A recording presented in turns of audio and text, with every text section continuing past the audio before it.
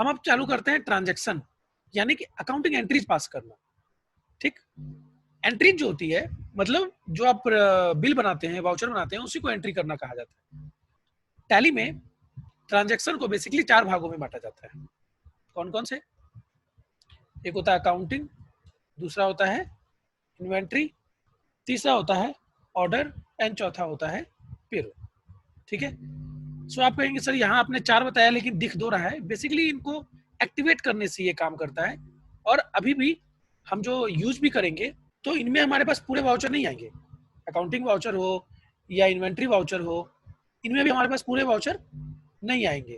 ठीक है, कब तक नहीं आएंगे? जब तक उनको एक्टिवेट ना किया जाए। तो मिनिमम वाउचर्स हमारे पास रहते हैं, बाकी को एक्टिवेट करना पड़ता है। ठीक है, तो चलिए हम आगे बढ़ते हैं। अकाउंटिंग वाउचर यानी वी। मैं आपको कुछ चीजें नोट करवा रहा हूँ, वो आप नोट कर लेंगे तो बहुत अच्छा रहेगा। सबसे पहले हम देख लेते हैं कि वाउचर को कितने पार्टों में डिवाइड किया जाता है। अकाउंटिंग वाउचर जो होते हैं उसको टैली ब्रेंच में हम पढ़ने की सहूलियत के हिसाब से कुछ पार्ट्स में डिवाइड करते हैं। पहला है कॉन्ट्रा बेस्ड वाउचर्स। इसमें आपको F4, F5 एंड F6 ये तीनों आते हैं, मतलब कॉन्ट्रा पेमेंट रिसिप्ट। इस तरह की एंट्रीज को करने के 2 तरीके होते हैं। कौन कौन से? एक होता है single entry mode and double entry mode. इसको स्विच करने के लिए F12 का यूज किया जाता है। आप लोग नोट कर लीजिए, मैं करके सब दिखाऊंगा, छोड़ूंगा कुछ भी नहीं। इस वाउचर के पास है सेल्स बेस्ड वाउचर्स। वाउचर इसमें क्या क्या होता है? इसमें आपको F8 कंट्रोल प्लस F8, चलो इसको ऐसे नहीं लिखते, सीधे से लिखते, sales, credit note, debit note and purchase. ठीक, इस तरह के वाउचर को एंट्री करने के लिए जो है हम क्या यूज करते हैं? 2 तरीके होते हैं इसमें होते हैं आपको invoice mode and voucher mode. तो सर इसको जानना क्यों जरूरी है? थोड़ा लेंदी लग रहा है। नहीं, लेंदी नहीं लग रहा। अगर आप इसको एक बार समझ जाओगे, मैं आपको समझाऊंगा तो आपके लिए इजी हो जाएगा।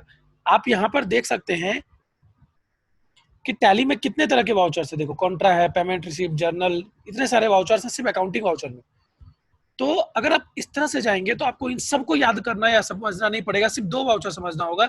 एक है कॉन्ट्रा और एक है सेल्स, है ना। ये कॉन्ट्रा और ये सेल्स अगर आप समझ गए, और एक जर्नल हालांकि कुछ खास नहीं रहता है, इनको समझ गए तो बाकी सारे वाउचर जो है वो आपके लिए एक कह सकते हो कि आप एक खेल समान हो जाएगा, बाकी सारे वाउचर्स को यूज करना इन सबको। ठीक, आई होप आपने स्क्रीनशॉट ले लिया होगा या नोट कर लिया होगा या फोटो खींच ली होगी। ठीक है, सो अब हम एक एक करके आगे बढ़ेंगे। सबसे पहले हम आएंगे कॉन्ट्रा बेस्ड वाउचर में। ये है कॉन्ट्रा यानी क्या? F4। आप देखो F4, F5, F6 में आपको कुछ अंतर नहीं दिखेगा कलर के अलावा, क्योंकि इन तीनों का फंक्शन एक जैसा होता है, यूज अलग अलग होता है, फंक्शन एक जैसा होता है। मैंने आपको लिखाया था इसमें 2 तरह के मोड होते हैं, single entry mode, double entry mode.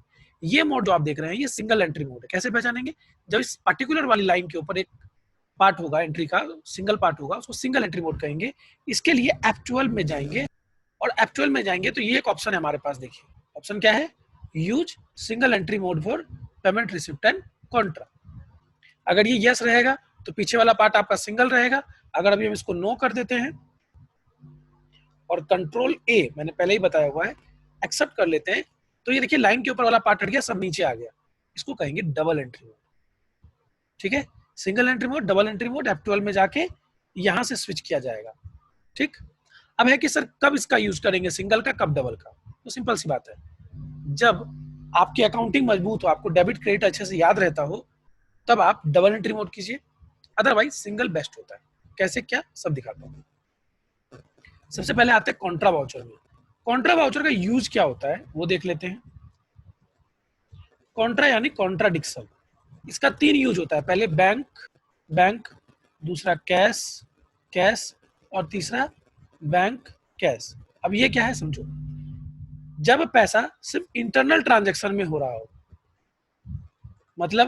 मतलब ये कि जब पैसा बाहर ना तो जा रहा है ना बाहर से आ रहा है, तो फिर क्या?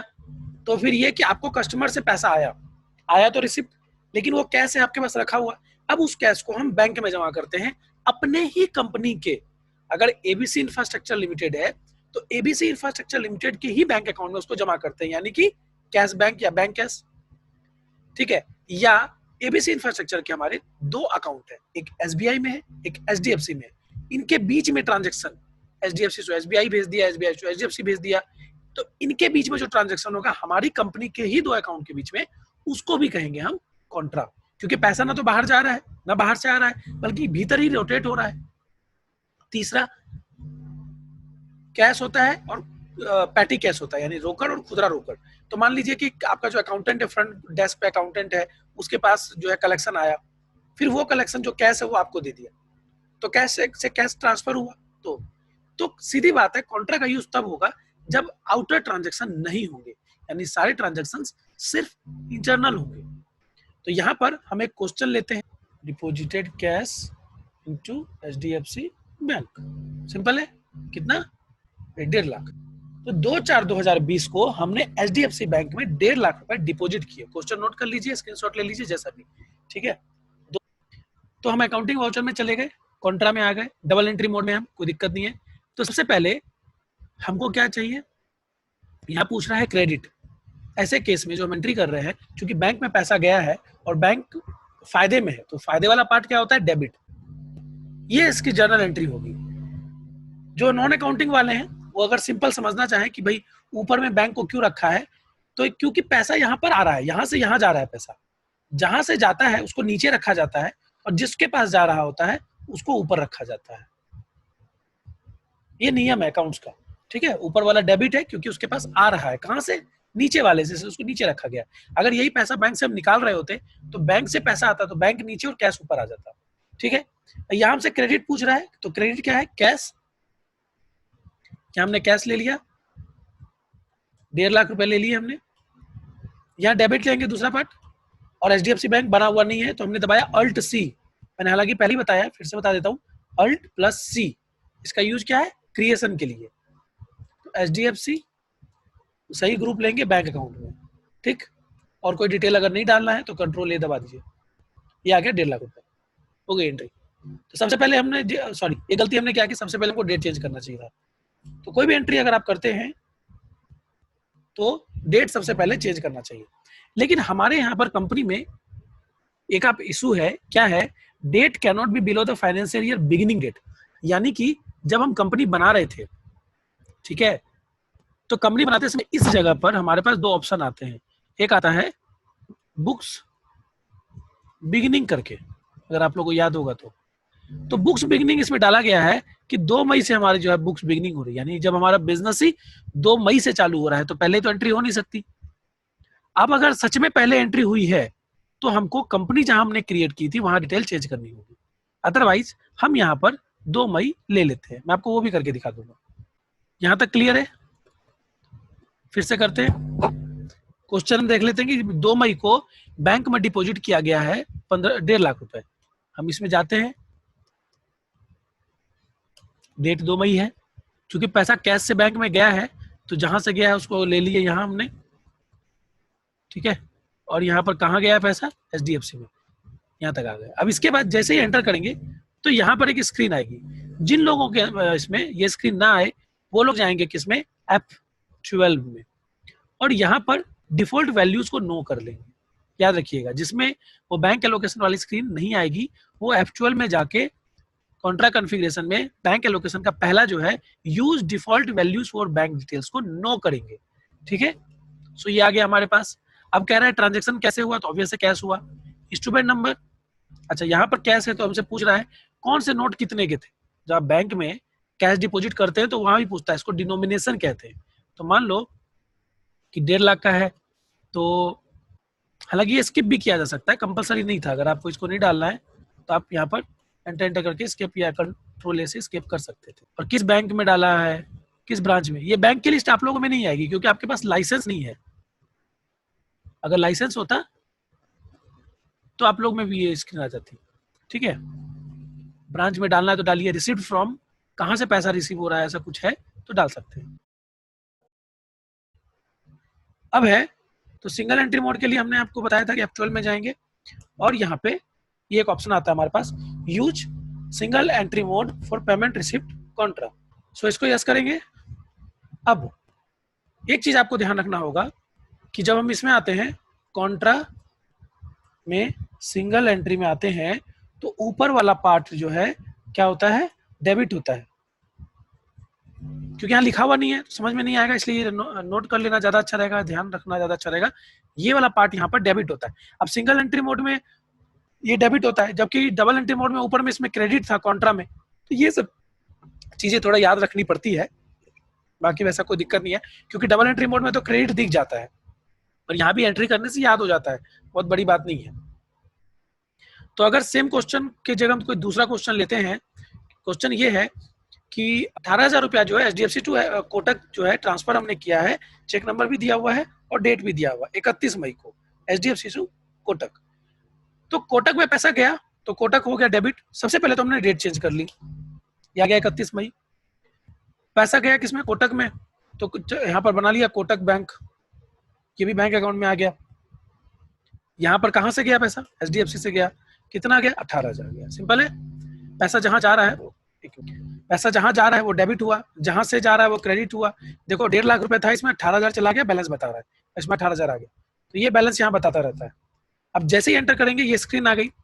अब चूंकि दो बैंक के बीच में ट्रांसफर हुआ है तो यहाँ पर स्पेस दबाएंगे। क्या दबाएंगे, स्पेस बटन। आपके जो कीबोर्ड में स्पेस बटन होती है उसको दबाएंगे तो ये लिस्ट आ जाएगी और यहाँ ले लेंगे ट्रांसफर।